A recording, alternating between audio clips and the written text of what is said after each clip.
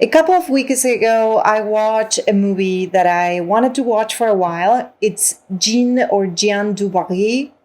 I have no idea how you pronounce that name. That's French, obviously. The story is, bottom line, is the life of the King of France, Mistress. And she was obviously very famous to these days because she was really a character on her own. The truth being, or apparently for how she was portrayed in that movie, is that she was a prostitute. And what made her different from the rest of the multiple prostitutes that the king spent his nights with was that she was educated. She grew up, her mother was a cook, and then she grew up in a household in a kind of like, I would say, high social place where the owners or the employers kind of adopted her and gave her education and kind of like shared their evenings together, and kind of like, in a way, she was exposed onto how to move socially, and she was able to read and write, so she was literate, and then obviously she was very beautiful, apparently. So that's what set her apart from the rest, and that's probably why she was able to kind of like really build a relationship with the king. Now, beyond that, the first thing that caught my attention was that relationship with the landlord or the owner or the employer. So that kind of like paternal figure that she has. It caught my attention because as she grows, she becomes this very beautiful teenager. And I mean, candidly, I was wondering,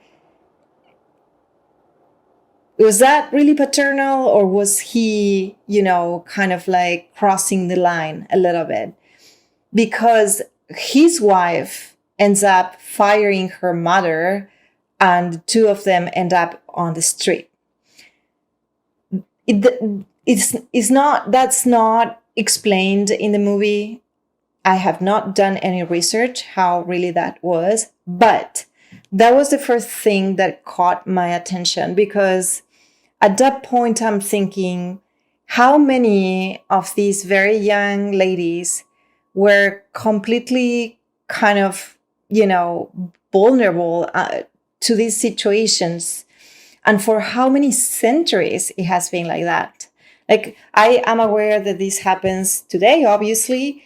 But now I'm thinking, like, for how many decades we have been kind of like reliving and like re-experiencing and repeating these same patterns, right? I'm going to get to my point. Just give me a second. I have to tell you something else about this movie. So that's the first time that it can kind of like make a little bit of noise here. I'm like, ooh, okay. Probably some abuse or not, who knows. Now, she's very vibrant. Her personality is very vibrant and very colorful, and like she's mischievous, and like she's, educated, and she's beautiful, and she's, like a very young fellow. So at a point in the movie, she mentions that she has two options: either to become a cook like her mom, that she didn't want to do that, or become a prostitute. And she rather be a prostitute. By all means, like, obviously, like, she's mischievous, she has fun, she's in the bordel, she has like all these people, all this attention, party, right? So that's what she prefers. And guess who is behind her back, acting as a manager for her to prostitute and provide? Her mom.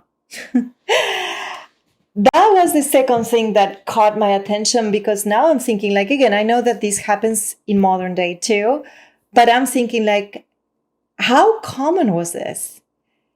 And for how many, again, decades, this, kind of dynamic has been repeating and repeating and repeating over women, probably men too, like, like as humans, as a collective. Because the mother is basically profiting from prostituting her daughter. I get it, right? Like, what other chance, what other choice did they have? Did they have another choice? Maybe they didn't have another choice. And how many of those situations there were back then. And now I fast forward all the way to now, and I'm thinking like, wow, we have come a very long way. As humans, we have evolved a lot. Even if we think we haven't, we have evolved a lot, because these type of things still happen nowadays. I get it. Like, obviously they happen nowadays, but at least there are rights that protect these people that are the most vulnerable, right? Like, it's wrong. And that's why I think, this thing with the Epstein files is going to be, it's not going to be forgiven so easy, in the sense of people are not going to forget about it because it's wrong, because we as humans have come a long way where we condemn these kind of things. On the other hand, I'm thinking, in connection with the World Cup and everything that is happening with these other, arena, with this other side of the world, about Lionel Messi and the figure, or the, kind of like archetype that he represents, and that people are so drawn to, and people are so kind of like warmed by. It's kind of like a little bit of, like anything that it relates to Lionel Messi just gets a little bit of warmth in your heart, right? Like you just like immediately kind of like relax. You feel that that's right. And the archetype, I think, that he embodies, or that he has crystallized, is that example of what we have come as a society, as a collective, the wellness that we have kind of, very, very, with a lot of suffering, with exhaustion come to, like, over all these cycles of life, of patterns, of people, of suffering. And then all of a sudden, this figure, beyond his skills, beyond his talent, comes up and embodies these, kind of like cohesive and coherent way of being, as something that is right, especially in the West. He's not perfect, obviously. I don't know him. I don't know, maybe you do. I don't know him personally, but I'm talking about this kind of, archetype that he represents. And that archetype is tied to, a family man, a craftsman, craftsmanship, someone that is in love with his wife or his partner, someone that is a team a team leader and a team player. So it's kind of like that contrast between, where we're coming from, and then the crystallization in this figure of where we have achieved, or where we have gotten so far. And I'm okay with this. I'm okay. I am thinking that there's a lot of more work to do, of course, but we have come a long way, and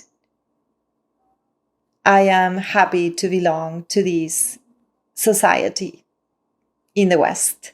especially. I'm not sure how the other ones are, but we have come a long way. So that was about it. Everything I wanted to say. I hope that these two different points, kind of like got into a nice conclusion. Thank you so much for being here, for listening all the way through. My name is Magdalene, and I do these videos because I want to learn how to articulate better when I speak in English. I also write in English, so if you want to check my Substack, you can just go down in the description box and click the link over there. Thank you. Bye-bye.